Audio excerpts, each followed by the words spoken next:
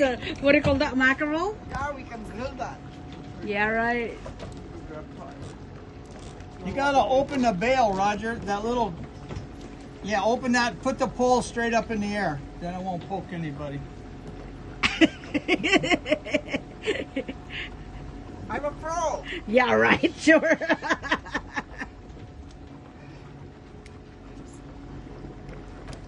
one. That one. I'm scared. I have to hold my hands.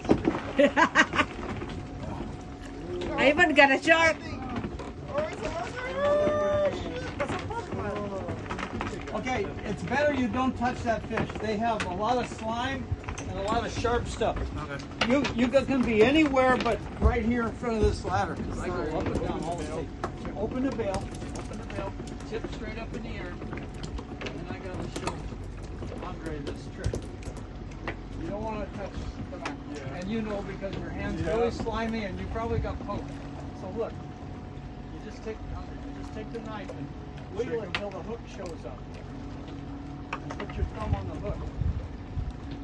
This guy's swallowing.